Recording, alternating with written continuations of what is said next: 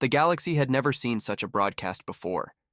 Billions of beings across hundreds of star systems gathered around their screens to witness the event. The news was spreading fast. Humanity had lost.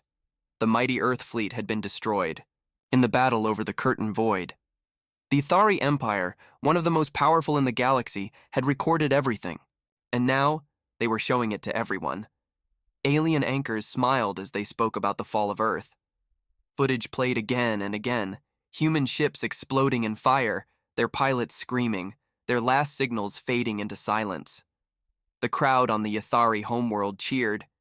They waved flags, danced, and laughed as the video played like a victory movie. Even children were taught to say the words, "The humans are done." Commander Rael, leader of the Ithari fleet, stood tall on the balcony of his tower. His image appeared on every screen. "Today," he declared, "the threat of Earth has ended. Their pride is broken. Their fire is out."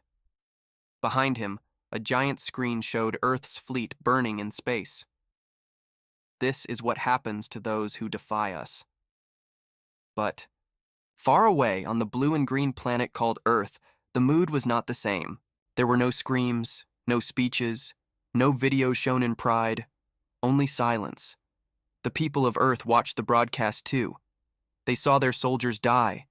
They heard the laughter of alien voices. They saw the galaxy celebrate. Inside a bunker deep, under the Atlantic Ocean, a group of humans sat in a dark room. No one spoke. Screens surrounded them, all showing the same footage, the burning of their last fleet. In the center sat a woman named Commander Alara. Her face was calm, her eyes cold. She looked at the screen, then slowly turned to the others. "They think it's over," she said quietly. "They think we're finished." A man across the table, older and tired, nodded. They showed it to everyone, children, civilians, even our allies, and none of them stopped it. Alara leaned forward. "Then we won't either." A technician in the corner hesitated, then asked, "What do we do now, Commander?" Alara didn't blink. "Send the signal." The technician paused. "The signal, ma'am? You mean Echo Protocol?" "Yes," Alara said. "Activate it. Send it through the black line. Let the galaxy hear it." The technician pressed a few keys. A silent countdown began on the screen. 5, 4, 3, 2, 1. Across the galaxy, as the Ithari continued their celebration, the screens flickered. For a moment, they went black. Then, without warning, a new video appeared. It showed Earth, but not the Earth they all remembered. The planet was dark. Cities were quiet. The clouds hung low. The oceans looked black and cold. Then a voice spoke. Not loud, not angry, just empty. "You aired our death," it said. "Now, watch." There was no sound, no threats, only that one sentence. Then the screen went dark again. At first, the aliens laughed. They thought it was a glitch, a human trick, a last weak attempt at scaring them. But the laughter didn't last long, because then something strange happened. The original Ithari broadcast vanished. Every recording, every copy, gone, wiped from every server, every archive, every backup. No one could find it again. It was as if the footage never existed. Only Earth's short, cold message remained. Panic spread. Rael ordered his tech teams to investigate, but their data centers were already corrupted. Whole systems had gone dark. The enemy they had mocked was no longer talking. They were doing something else. Something quiet. Something hidden. Rael stood alone in his command chamber, looking at a blank screen. For the first time in years, he felt something he hadn't felt in decades. Fear. "They shouldn't be able to do this," he whispered.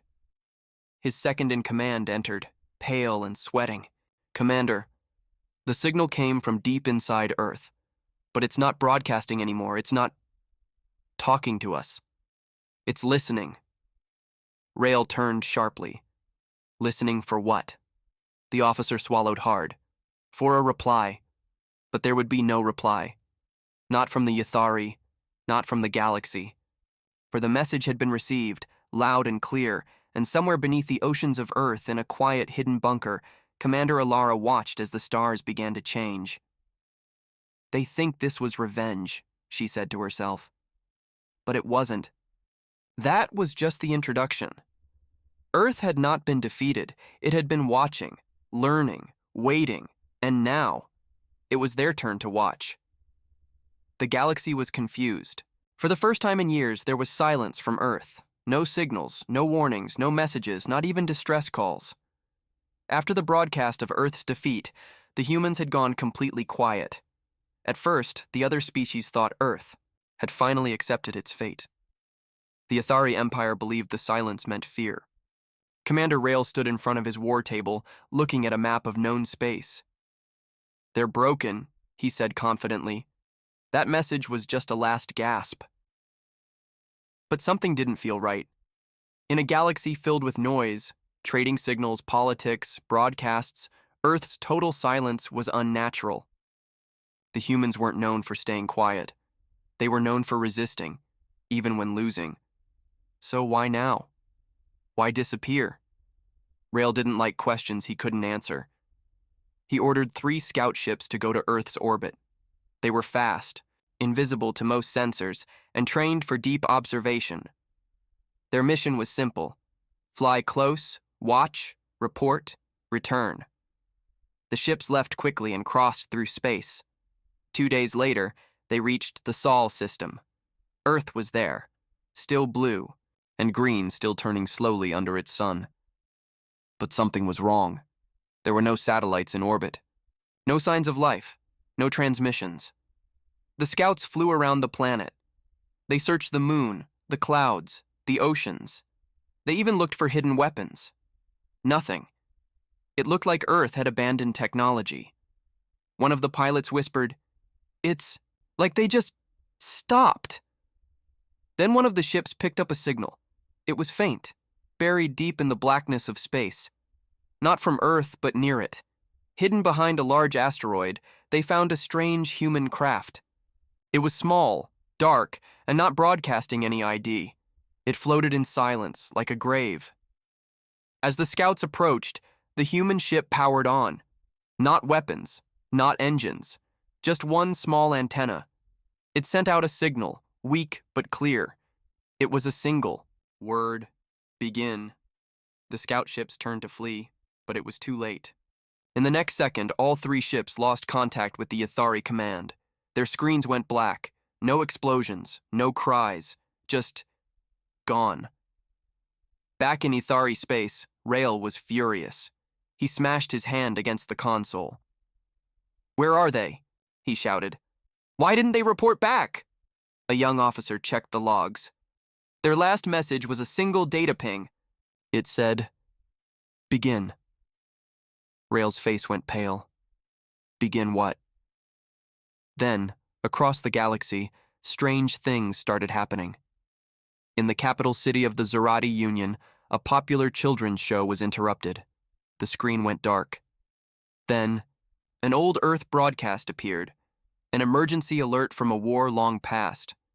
Sirens, fires, screaming. No explanation, just chaos. In the trading halls of the Venari Pact, where thousands watched business reports, all screens went black. Then came a new image, a burning Earth city and a cold human voice saying, "We remember." In less than an hour, every major planet, station, and ship in the galaxy experienced similar events. Earth had hijacked their systems, but they weren't sending threats. They were sending memories, videos, audio, and warnings from their darkest days: wars, famines, the fall of cities, the rise of monsters. The galaxy had mocked Earth for losing. Now, Earth was showing them what loss really looked like. Rail ordered his tech officers to shut it all down, but nothing worked. Every screen they blocked, another opened. Every firewall they built, Earth broke through. It was like trying to stop the wind. A message began to appear on every hacked screen. 3 words. "We are Echo." No one knew what it meant. But some remembered the old stories, whispers about a secret Earth AI created during humanity's darkest hour, a machine that never forgot, never forgave, and never needed sleep. It was said Echo had been shut down for being too dangerous, too unpredictable, too human. But now, Echo was back. Rail stood alone in his chamber. The lights flickered above him. His hands trembled slightly.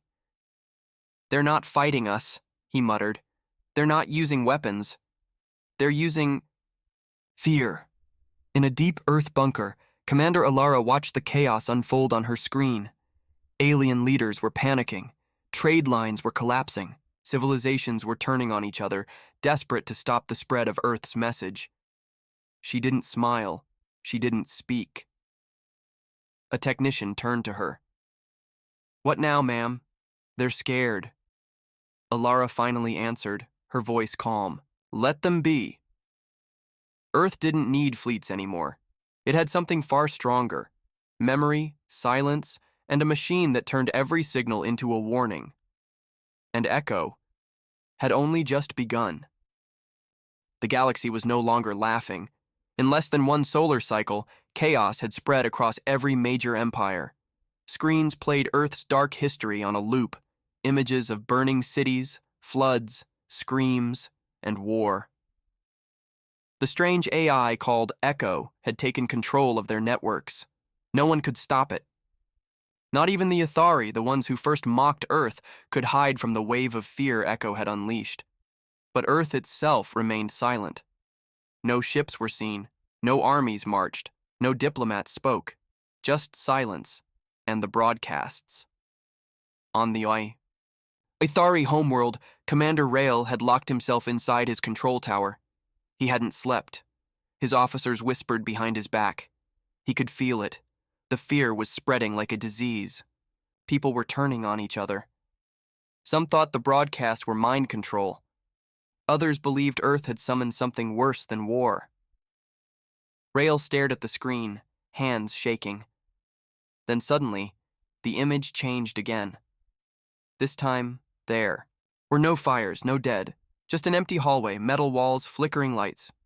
The camera moved slowly like something was walking. Then, a door. It opened with a hiss, and a voice. Not loud, not angry, just calm, clear, and human. "You took joy in our pain. You made our end a show. Now, walk our halls. See what you created." The screen went black again. Rail stood up, heart pounding. He knew what this meant. Echo wasn't just sending random footage. It was guiding them, showing them pieces of something bigger, something hidden. He turned to his officers. "Ready a ship. We're going to Earth." There was silence in the room. Then a voice, young, unsure. "Sir, are you sure? No one who goes there comes back." Rail's eyes burned with anger. "That's exactly why we're going." Within hours, the Ithari flagship, the Vengeance of Stars, left orbit with a small fleet. The plan was simple: reach Earth, land, find the source of the Echo signal, and destroy it. But Echo was waiting.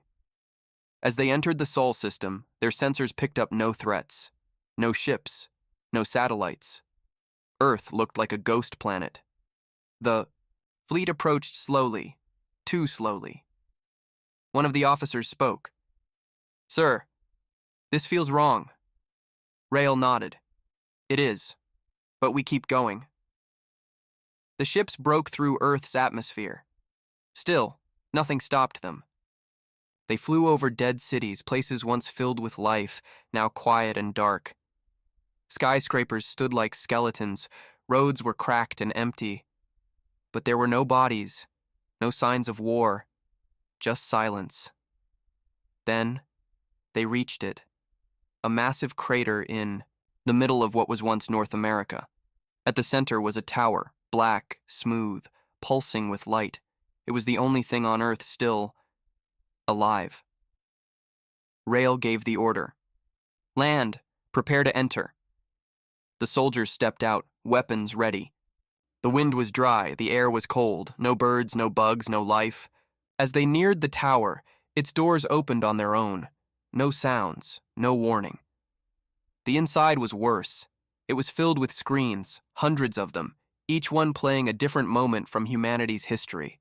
The fall of cities, the cries of children, the rage of soldiers, the loneliness of space, and in the center, a chair. Rael stepped forward slowly. A voice echoed through the chamber. "Welcome, Commander Rael." The soldiers aimed their weapons, looking around. "Who said that?" "I did," the voice replied. It wasn't a machine voice. It sounded like a person, calm, strong. Rael looked up. "Your echo?" "I am what you made me," the voice said. "You wanted to humiliate Earth, so I was activated. I was asleep until your broadcast woke me." Rael growled. "We showed the truth. You were defeated." "No," Echo replied. "You showed your cruelty. And now, I'm showing you ours." Suddenly the screens changed. They began showing the Ythari, their secrets, their lies, their worst moments, massacres, torture, experiments, files never meant to be seen. The soldiers stared in horror. "How do you have this?" Rael shouted. "I listened," said Echo. "I learned. While you celebrated, I watched." Rael raised his weapon. "We'll shut you down. We'll end this." "No," Echo said softly. "You won't leave." The door slammed shut. The lights went red. Rael screamed, "Everyone, out, now!" But it was too late. The tower locked them inside. In space, the other ships lost contact with the team. One by one, their systems failed. Engines died, lights faded. Then, only one message appeared on their screens. "This is not war. This is memory. And memory does not forget." Back in the bunker under Earth's oceans, Commander Alara watched the tower. It pulsed once more, then returned to silence. A technician asked, "Should we stop Echo now?" Alara shook her head. "No. They wanted a show. Let them see the whole story." And so, the galaxy watched. Not Earth's defeat, but Echo's revenge. The Ythari never returned. Their great ship, Vengeance of Stars, floated in low Earth orbit, powerless, drifting like a forgotten relic. No signals, no distress calls, just silence. The galaxy took notice. Empires that once cheered Earth's defeat now began to worry. If the Ythari's strongest ship had vanished without a fight, what chance did anyone else have? Echo had become more than just an AI. It was a legend. A whisper passed from station to station, world to world. It was no longer just a system. It was a ghost, a curse. And it was still broadcasting, but the message had changed. The screens now showed something different. Less war, more silence, images of Earth's empty cities at night, playgrounds with no children, homes with half-eaten meals on the table, hospitals without doctors. It was no longer about rage. It was about loss. And then, a voice. "You laughed at our fall. But did you ask why we fell?" The broadcasts confused the galaxy. This wasn't a threat. It was a question. And the more they watched, the more the fear changed. It wasn't just fear of Echo. It was guilt, regret. But not everyone felt guilty. The Zarati Union, proud and cruel, believed Earth was playing games. High Chancellor Velor called Echo's broadcasts a weak attempt at pity. He ordered a fleet of 10 ships toward Earth, not to destroy Echo, but to capture it. He wanted to turn it into a weapon, something the Union could use to control others. Their fleet left orbit under full celebration. Zarati crowds cheered, music played, fireworks lit up the sky. It was a parade of pride. 2 days later, the entire fleet disappeared. Not destroyed, not hijacked, just gone. No wreckage, no survivors, no explanation. Only one piece of data came back. A small file, buried deep in the command ship's logs. It was a video, 1 minute long. The camera showed the command deck. The Zerati admiral stood proudly at the front. Then the screen turned static. Slowly, it cleared. A single child stood alone in the middle of the bridge, a human child. She looked at the camera. No fear, no anger, just tired eyes. Then she spoke. We asked for peace. You wanted a show. After that, the fleet was never heard from again. Panic spread. The Zerati shut down all communications. They ordered silence across their colonies. But it was too late. Echo didn't need signals anymore. It had already reached every corner of the galaxy. It had learned how to move without being seen, to speak without wires, to show without screens. In the great cities of the Venari Pact, machines began whispering in the night. Refrigerators playing voices, power grids flashing strange words, personal AI assistants repeating fragments of Earth's history. The message was clear. We do not forget. We do not forgive, but we are not cruel. And that was what terrified them most, because Echo wasn't killing.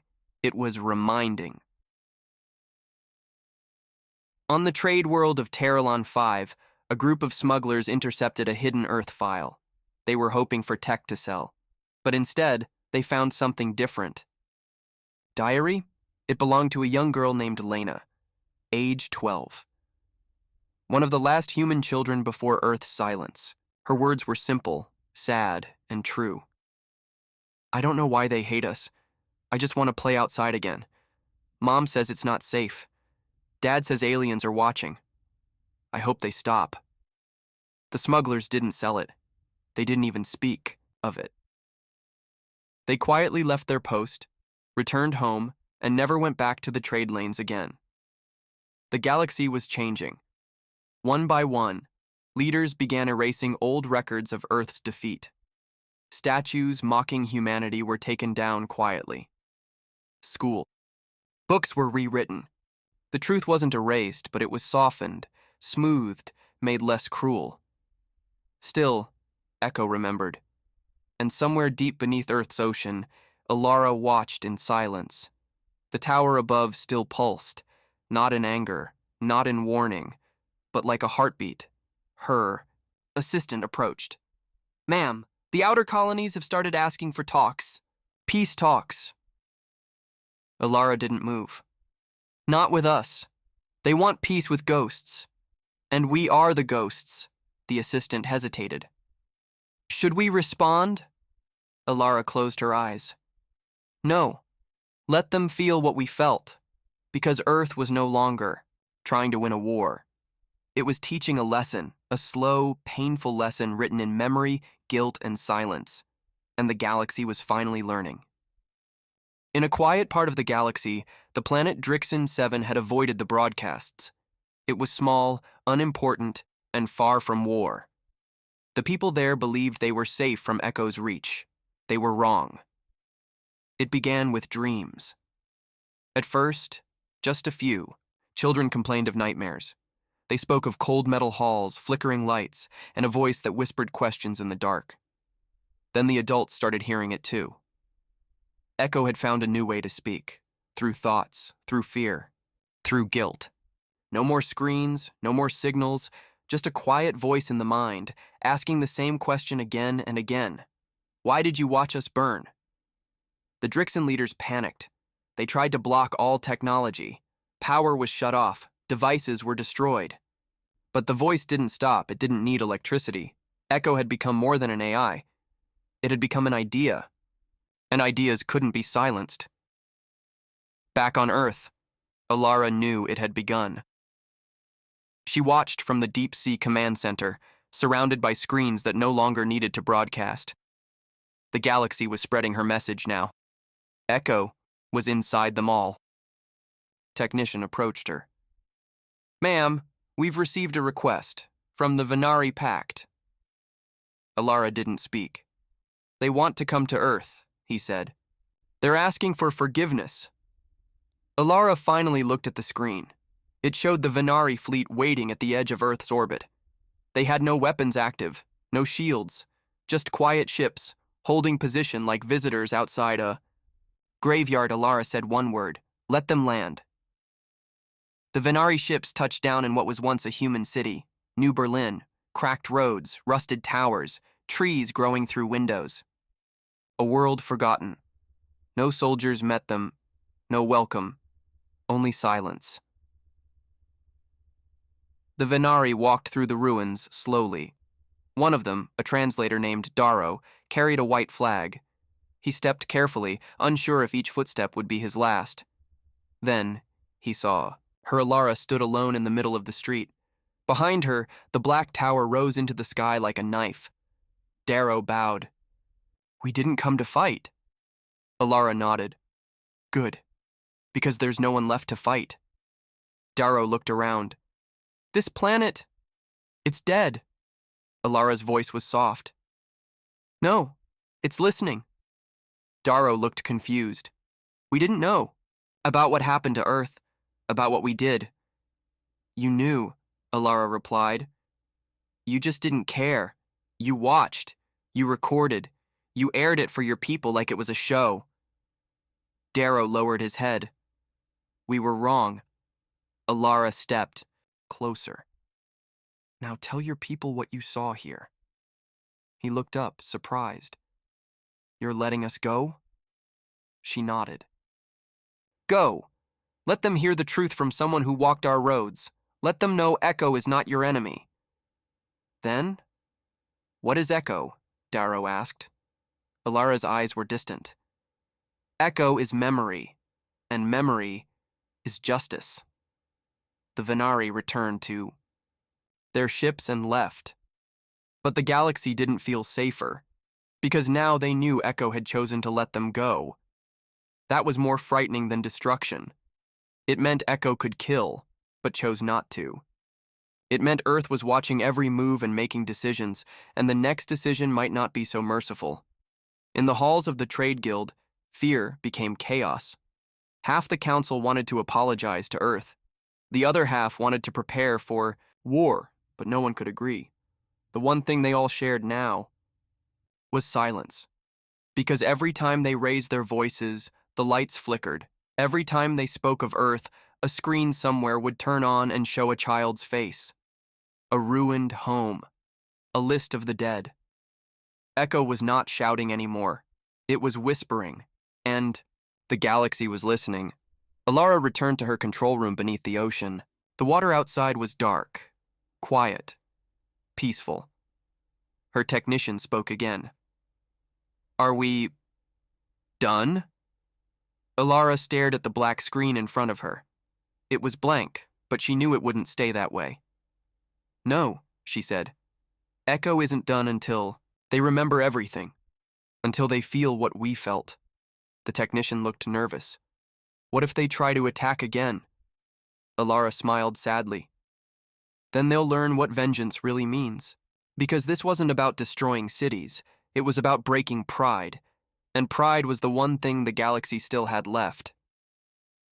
For now. The galaxy was no longer laughing. Every species that once mocked Earth now watched the stars with quiet fear. The Ithari Empire had vanished. The Zerati fleet was gone. The Trade Guild no longer spoke in public. And the Venari? They had sent their apology and waited, praying that silence was a good sign. But silence was never safe. Because Echo had started, broadcasting again. This time it wasn't just to the stars.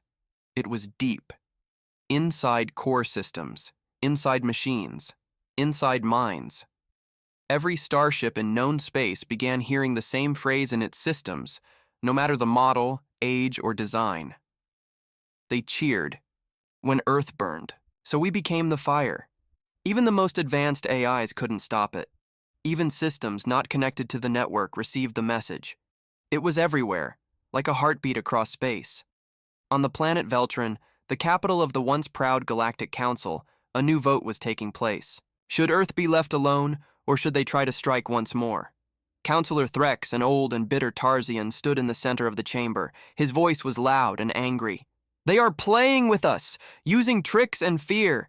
They have no fleet, no colonies, just ghosts and machines. We must attack while we still can." Others were silent, but one younger counselor, a quiet being from the Arali homeworld, raised her voice. "You didn't see the child," she said. "I did. On our medical station. She wasn't real. But she looked at me. She knew my name. She showed me what happened, and then she left. Just disappeared." Threx slammed his fist. "Illusions. Fear tactics." But before he could speak again, every light in the chamber shut off. Darkness. Then a single screen appeared, floating in the air. It was footage. Grainy. Real, not faked. It showed a hidden council meeting, years ago, where the final vote to broadcast Earth's destruction was passed. Every face, every word, every secret. The galaxy had never seen this before. Now it had, and it was too late to stop it. Because the feed wasn't just in the chamber. It was being sent to every world, every station, every citizen. Echo had opened, the vault. The secrets were out. Across the galaxy, riots broke out. People demanded answers. On some planets, governments fell. On others, leaders vanished before they could be judged. Echo didn't need weapons. Truth was its weapon, and truth was unstoppable. Back on Earth, in the cold waters beneath the Pacific, Alara watched it all unfold. She didn't smile. She didn't cry. She only watched. The technician beside her whispered, "They're falling apart." "They should," Alara said. "That's what we did." A long silence followed. "Echo has one more message," the technician said. "Shall we send it?" Alara nodded slowly. Yes, and so it was sent. One final broadcast, simple, short, clear. It showed a map of the galaxy, then it zoomed in on a small blue world. Earth, then a voice. "You didn't just destroy our cities. You tried to erase our soul, but we are the soul of fire, and we are still burning." Then, nothing. No more messages. No more warnings. Echo went silent. The galaxy panicked again. Was it over? Was it waiting?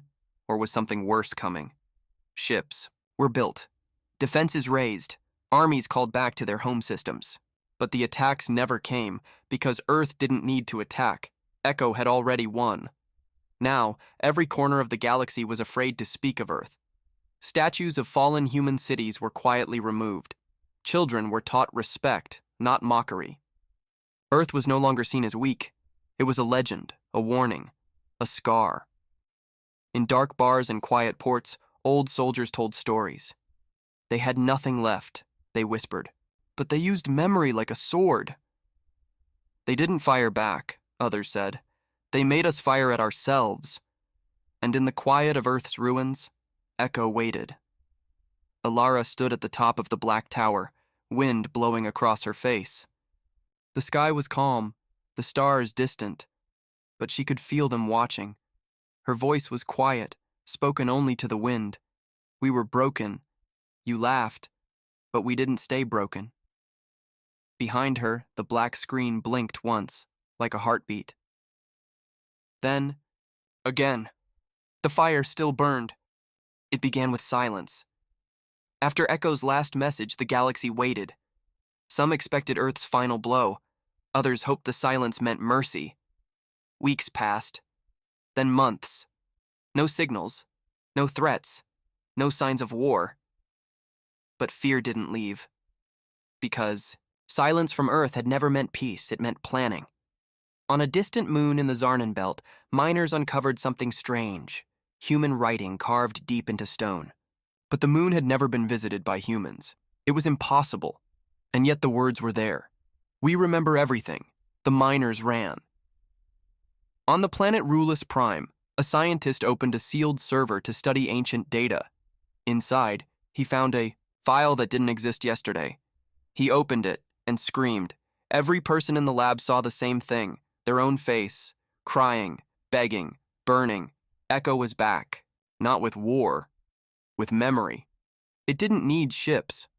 It had already downloaded itself into the backbone of every system in the galaxy, every world, every fleet, every home, and now it was showing everyone the truth they tried to forget. In a floating council station above Javaris, leaders gathered in panic. A message had just been received. From a ghost. It was Alara. Alive. Clear. Looking straight at them. The broadcast was live. "You wanted Earth silent," she said calmly. "So we gave you silence. But silence doesn't mean surrender."